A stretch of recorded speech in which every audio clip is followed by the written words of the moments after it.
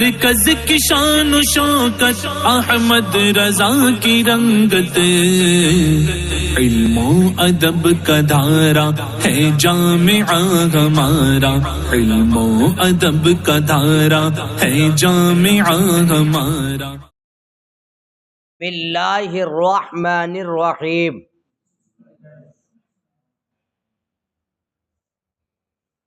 بربط، ڈھول، مزمار، دف و دیگر آلات لہو و لعب کی بیع و شراء کے جواز اور عدم جواز کے سلسلے میں امام اعظم اور صاحبین کے مابین اختلاف منقول ہوا۔ امام اعظم کے یہاں آلات لہو و لعب کی بیع و شراء بکراہت جائز، اور صاحبین رحمہم اللہ کے نزدیک ان اشیاء کی بیع و شراء منعقد نہیں ہوگی۔ آج کے سبق میں صاحب کتاب امام اعظم ابو حنیفہ نعمان بن ثابت الکوفی رحمہ اللہ کی دلیل نقل کرتے ہیں اور پھر مذہب کو واضح کرتے ہیں، اور اس کے بعد پھر صاحبین کی دلیل کا جواب عنایت کرتے ہیں۔ امام اعظم رحمہ اللہ کی دلیل یہ ہے کہ آلات لہو و لعب سے دوسری جہت سے شرعاً فائدہ اٹھانا ممکن ہوتا ہے، کہ جو ڈھول، ستار، دف وغیرہ آلات لہو و لعب ہیں، ان کو اشیاء کے ظروف بنا دیا جائے۔ ظروف کا مطلب سامان، برتن وغیرہ، ان کو بنا دیا جائے، یا ظروف کے علاوہ دیگر مصلحتوں کے کام میں ان کو لایا جائے، جو اور بھی کچھ چیزیں برتنوں کے علاوہ اگر ان کی بن سکتی ہیں، کوئی حکمت نظر میں ہے تو وہ چیز بنا دی جائے۔ تو بہرحال چاہے آپ برتن بنائیں اشیاء کے، ان چیزوں کی، یا اس کے علاوہ دیگر مصالح میں ان کو استعمال کریں، تو یہ چیزیں ان کے اموال ہونے سے ان کو خارج نہیں کریں گی۔ آلات لہو و لعب مال ہونے سے باہر نہیں ہوں گے۔ تو جب وہ مال ہونے سے باہر نہیں ہوئے تو پھر کہا کہ جب مال ہوئے تو محل بیع بھی بنے، اور جب محل بیع بنے تو ان کی بیع منعقد ہوگی، البتہ بکراہت منعقد ہوگی۔ اس کے بعد پھر صاحبین کی دلیل کا جواب عنایت کیا احناف کی طرف سے۔ ان کی دلیل کا جواب یہ ہے کہ انہوں نے جو یہ ارشاد فرمایا کہ یہ آلات لہو و لعب ہیں اور ان سے فسق ہوتا ہے، یہ تو کہا، تو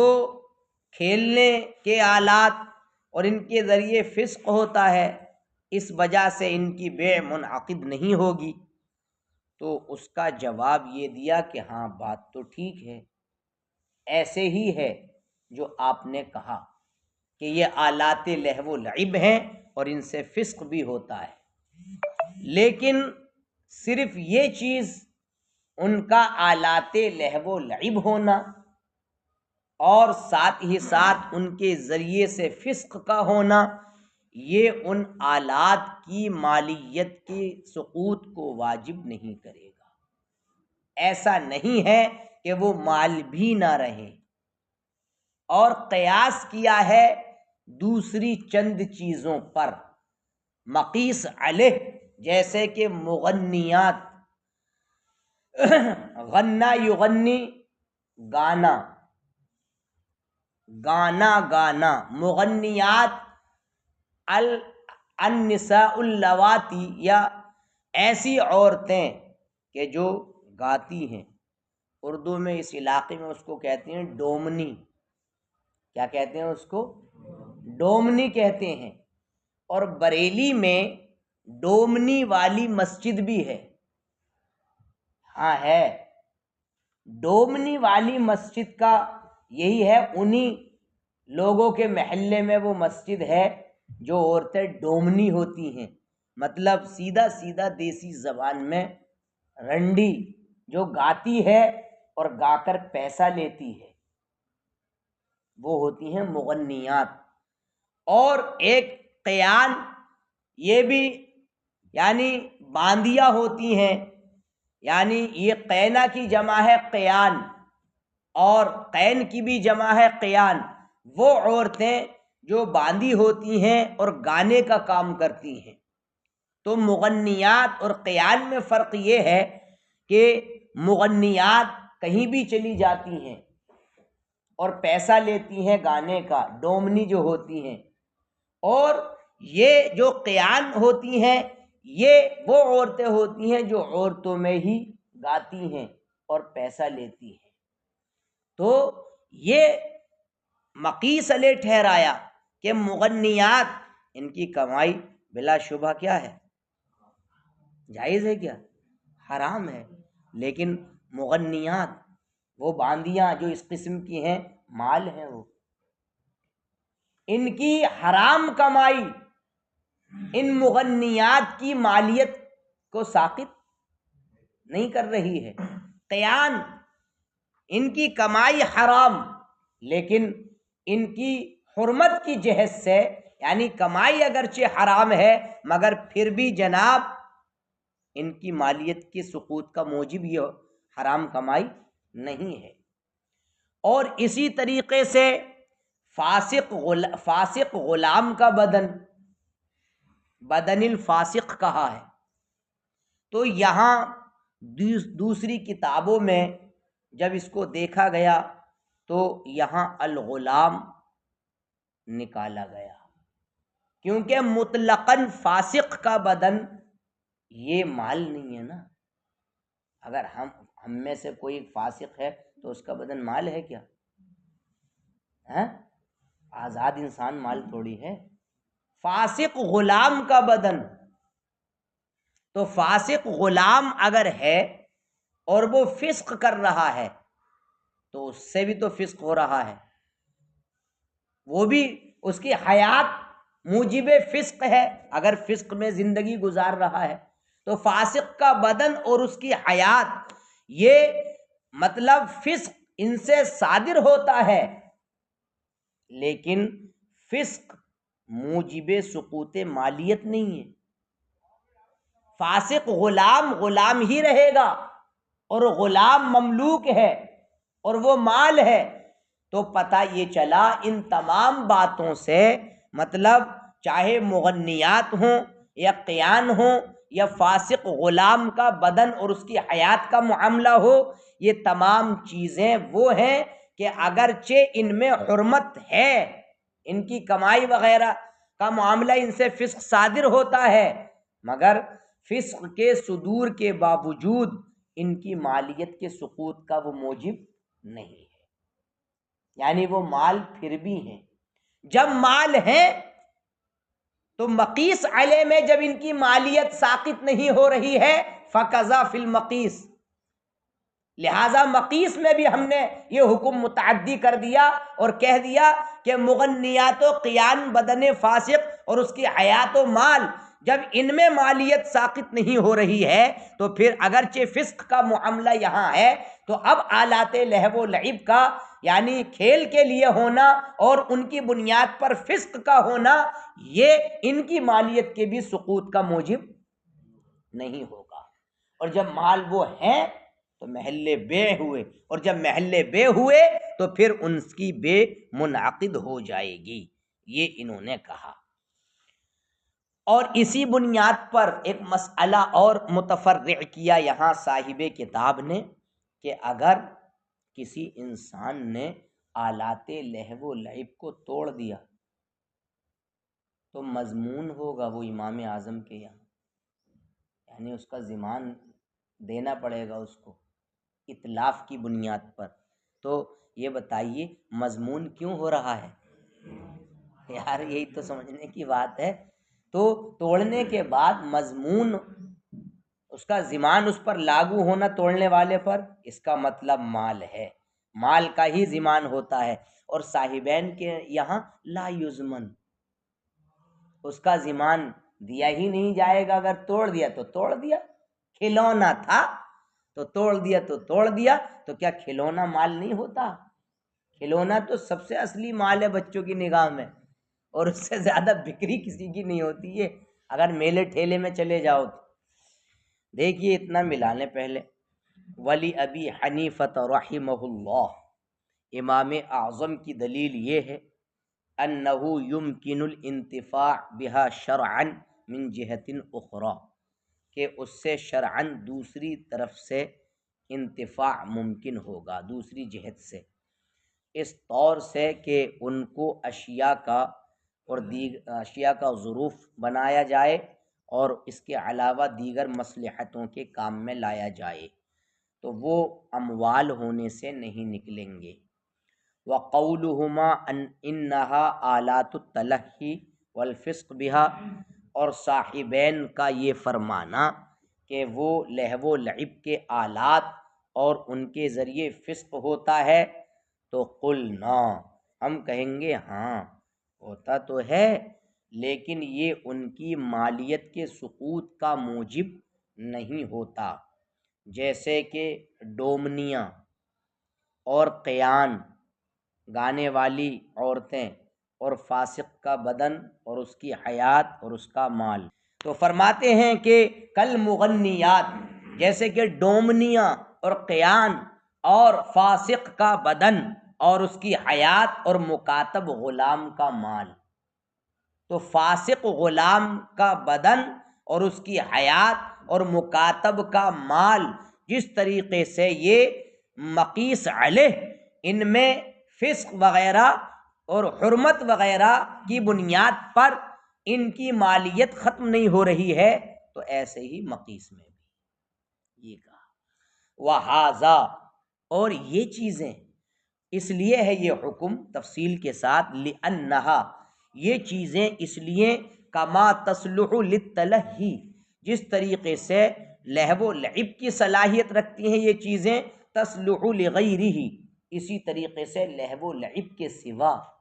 دوسری چیز کی بھی کیا ہے یہ صلاحیت رکھتی ہیں، مال ہوتے ہوئے، علی مالیتہا، مال ہوتے ہوئے لہو و لعب کے قابل ہونے کے باوجود لہو و لعب کے علاوہ دوسری چیز کے بھی قابل ہیں، مال ہوتے ہوئے بجہت اطلاق الانتفاع بہا، مال کس اعتبار سے ہیں کہ ان سے نفع اٹھانا،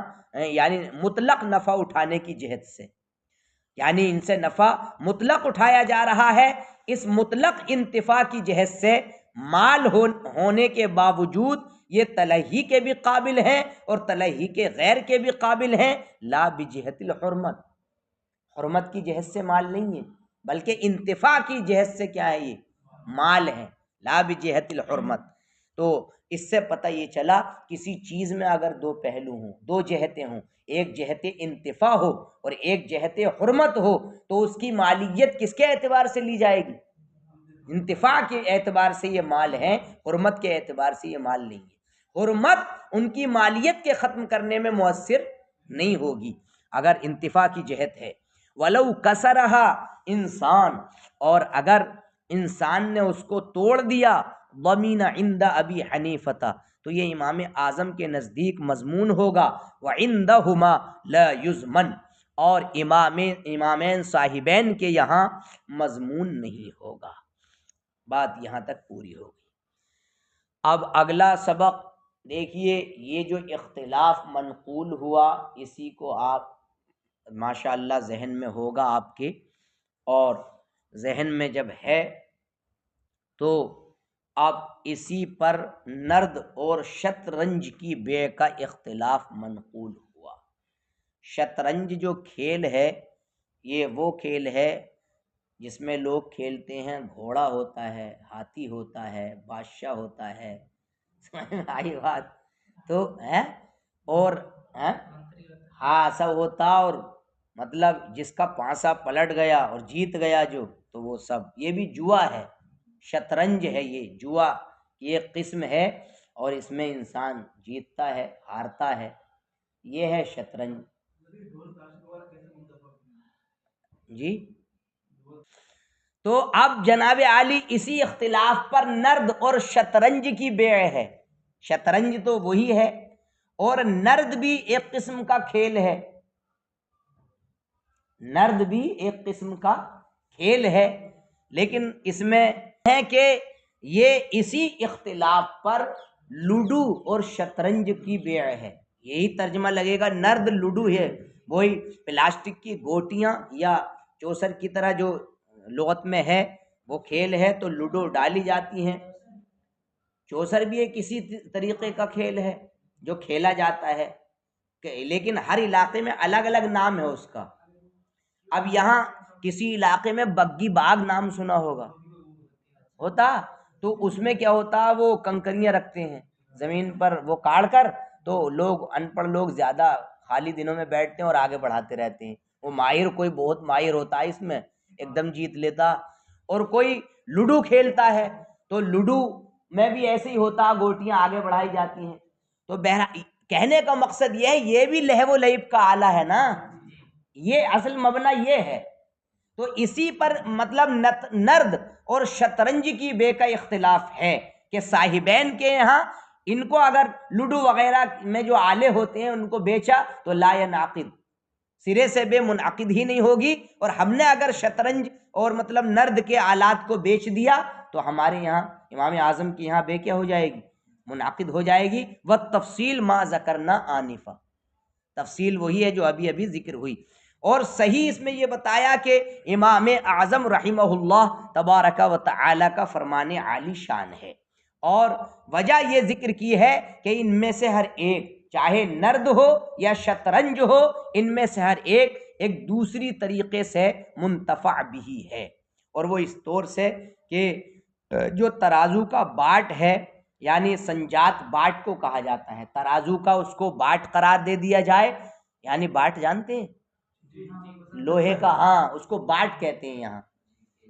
ہاں یعنی اس کو ترازو، جو گوٹی وغیرہ ہے اس کو کیا قرار دے دیا جائے، ترازو کا باٹ، اور ترازو کا باٹ جب قرار دے دیا جائے گا تو وہ مال ہوگا کہ نہیں، بھئی وہ تو بکتا ہے نا، تو وہ مال ہے، اس اعتبار سے جب اس کو ترازو کا باٹ قرار دیں گے تو وہ مال ہوگا اور منتفع بھی ہوگا، اس وجہ سے یہ محلے پہ ہوگا۔ سنجاد سواد سے ہے، نہیں سواد سے ہی ہے لغت میں، تو اب دیکھیے فرماتے ہیں کہ لِأَنَّ كُلَّ وَاحِدٍ مِّنْهُمَا، ان میں سے ہر ایک منتفع بِهِ شرعا من وجہ آخر، دوسرے طریقے سے اس کا شرعاً فائدہ اٹھایا جاتا ہے، اس طور سے کہ وہ میزان کا باٹ بنا دیا جائے، ہے نا، ہاں فَكَانَ مَالًا مِّنْ هَذَا الْوَجْهِ، تو اس کو ترازو کا باٹ قرار دے دیا جائے، اور فَكَانَ مَالًا مِّنْ هَذَا الْوَجْهِ، تو اب یہ اس طریقے سے کیا ہو گیا، مال ہو گیا، فَكَانَ مَحَلًّا لِلْبَيْعِ، اب جب مال ہو گیا تو بے کا کیا ہو گیا، محل، مضموناً بالاتلاف، اور اتلاف کی بنیاد پر مضمون بھی ہوگا۔ اب آخری مسئلہ یہاں سے ایک یہ بتانا چاہتے ہیں، دیکھیے جناب غور سے سننے کی ضرورت ہے، شراب کے سوا دیگر حرام مشروبات جیسے کہ سکر ہے، کوئی بھی نشہ لانے والی چیز، اور نقیع الزبیب، نقی کا معنی لغت میں ہے کہ پانی میں بھیگے ہوئے انگور کی شراب، اس کو نقیع کہتے ہیں، اور الزبیب کی طرف اس کی اضافت ہے، اس کا معنی آتا ہے خشک، خشک یعنی منقع، اور زبیب کشمش کے دانے، تو کشمش پانی میں ڈلی ہوئی خشک کشمش، جب کشمش پانی میں ڈال کر اس کو خشک کر لیا جائے اور تعفن پھیل جائے تو بھیگے ہوئے انگور کی شراب مراد ہے پوری اس سے، ایک تو نقیع بھیگے ہوئے انگور کی شراب ہے، پھر اس میں منقع ملا دیا جائے تو اس کا نشہ دوبالا ہو جاتا ہے۔ تو اب اس کا مفہوم آپ یہ سمجھیں کہ پانی میں بھیگے ہوئے انگور کی اور کشمش ملونی شراب، کشمش ملونی شراب یعنی کشمش اس کے ساتھ ملا ہوا ہو اور پانی میں اس کو بھگو دیا گیا ہو۔ اور منصف ہے ایک لفظ، منصف تنصیف سے بنا ہے، اور منصف کا معنی وہ ہوتا ہے کہ جو ابالنے کے لیے رکھ دیا آگ پر اور اتنا پکایا کوئی مشروب کہ آدھا رہ گیا، ہوتا ہے کہ نہیں؟ دودھ آپ مثال کے طور پر عورتیں ابالتی ہیں تو اتنا اٹھایا کہ کتنا رہ گیا؟ آدھا۔ تو المنصف کل مشروب اذا اغلی به علی الموقد فیبقى نصفه، یعنی وہ مشروب کہ جب اس کو جوش دلایا جائے پکانے کی جگہ چولہے پر تو وہ آدھا رہ جائے، اس مشروب کو منصف کہا جاتا ہے۔ تو اب جیسے کہ شراب کے علاوہ دیگر جو حرام مشروبات ہیں، جیسے کہ سکر ہے، سکر کا معنی مطلب نشہ آور چیز کوئی بھی شراب کے علاوہ، اور مطلب پانی میں بھیگے ہوئے انگور کی شراب، اور وہ مطلب چیز وہ مشروب کہ جس میں نشہ ہو اور پکا کر آدھا رہ گیا ہو، یہ ساری کی ساری چیزیں فرماتے یہ ہیں کہ یہ امام اعظم رحمت اللہ تعالی علیہ کے نزدیک یہ جائز ہے ان کی پہ، لیکن شراب کے علاوہ یہ حرام مشروبات جو میں نے ابھی ذکر کی ہیں، ان کی بیع و شراء امام اعظم کے یہاں جائز ہے اور صاحبین کے یہاں ناجائز ہے۔ اب دونوں کی وجہ ذکر کرتے ہیں صاحب کتاب۔ صاحبین نے یہ کہا کہ جب ان کا پینا حرام ہے تو مال نہ ہوئی، جب مال نہ ہوئی تو بیع کا محل بھی نہیں ہوئی، جیسے کہ شراب، انہوں نے قیاس کر لیا شراب پر کہ جب شراب کا پینا حرام ہے تو شراب مال نہ ہوئی، جب مال نہ ہوئی تو شراب کی بے ناجائز، لہٰذا ایسے ہی حرام مشروبات، اسی لیے ان کو حرام مشروبات کہا جا رہا ہے کہ لم یجز شربھا، ان کا پینا جائز نہیں ہے بلکہ حرام ہے۔ جب ان کا پینا حرام ہوا تو جو علت ممانعت مقیس علیہ خمر کے اندر پائی گئی وہی علت ممانعت ان میں حرام مشروبات میں بھی پائی جا رہی ہے، اس لیے صاحبین کے یہاں ان کی بیع و شراء ناجائز ہوگی۔ البتہ امام اعظم رحمت اللہ تعالی علیہ نے مطلب یہ ہے کہ الگ فرمایا، ایک دلیل تو صاحبین کی یہ ہوئی، دوسری دلیل ایک اور بھی ہے صاحبین کی، وہ یہ ہے کہ جس کا پینا حرام ہے اس کی بے جائز نہیں ہے، حدیث شریف میں ہے، نبی کریم صلی اللہ تعالی علیہ وآلہ وصحبہ وبارک وسلم نے فرمایا لعن اللہ الیہود حرمت علیہم الشحوم فجملوها وباعوها وان اللہ تعالی اذا حرم شیئا حرم بیعه واکل ثمنہ، یہ حدیث پاک ہے، اور یہ امام احمد بن حنبل نے اپنی مسند کے اندر اس کو تخریج کیا ہے۔ اس کا مطلب یہ ہے کہ اللہ تبارک و تعالی نے یہودیوں کو اپنی رحمت سے دور کیا اور ان پر مطلب چربیاں حرام قرار دی گئیں۔ یہودیوں پر چربیاں کیا تھی؟ حرام تھی، چربی جو ہوتی ہے حرام قرار دی گئی۔ تو ان یہودیوں نے کیا کیا کہ فجملوہا، جمل الشیء، جب اس کا صلہ آئے تو اس کا معنی ہوتا ہے مطلب یعنی جمع کرنا، اور جب اس کا صلہ اللحم وغیرہ آئے تو اس کا معنی آتا ہے کہ چربی کو پگھلانا، چربی کو کیا کرنا؟ پگھلانا۔ جمل البعیر یعنی اس نے اونٹ کی چربی کو پگھلایا، تو چربی جب جم جاتی ہے تو توے پر رکھ کر کے آگ کے نیچے اس کو پگھلایا جاتا ہے۔ تو یہودی کیا کرتے تھے، جب ان پر چربیاں حرام قرار دے دی گئیں تو انہوں نے چربیوں کو پگھلایا اور باعوہا، مطلب بیچنے لگے پگھلا کر، یہ ان کا معاملہ تھا، چربی حرام تھی ان پر، ان کے حق میں، لیکن چربیوں کو پگھلایا اور ان کو بیچ دیا۔ یہ تو اللہ تعالیٰ جب کسی چیز کو حرام کرتا ہے تو اس کی بیع و شراء کو بھی حرام اور اس کے ثمن کے عقل کو بھی حرام فرماتا ہے۔ تو حدیث شریف میں صراحت کے ساتھ یہ آیا ہے کہ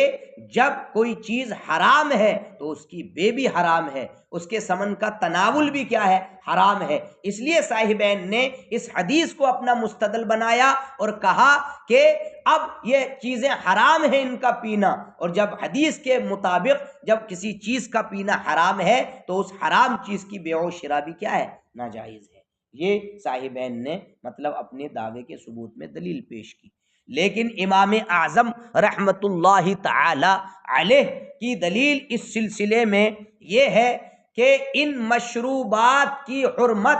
جو حرام مشروبات ہیں شراب کے علاوہ، ان مشروبات کی حرمت دلیل یقینی قطعی سے ثابت نہیں ہے، کیونکہ یہ اشربہ اجتہاد کا محل ہے۔ یہ اشربہ کس کا محل ہے؟ اجتہاد کا محل ہے، اور مالیت یہ شدت کے پیدا ہونے سے مطلب یہ ہے کہ پہلے کی ہے، یعنی شدت کے حدوث سے پہلے مالیت کا، ان کا مال ہونا یہ شدت کے حدوث سے پہلے کا معاملہ ہے جو یقین سے ثابت ہے۔ مالیت تو یقینی طور پر ثابت ہے نا، شدت کے حدوث سے پہلے، شدت ان میں بعد میں آئی ہے، اور مالیت ان کی یقین سے ثابت ہے پہلے سے، لہذا اب جناب عالی ان کی مالیت اجتہاد کے ذریعے ثابت ہونے والی حرمت کے ذریعے باطل نہیں ہوگی۔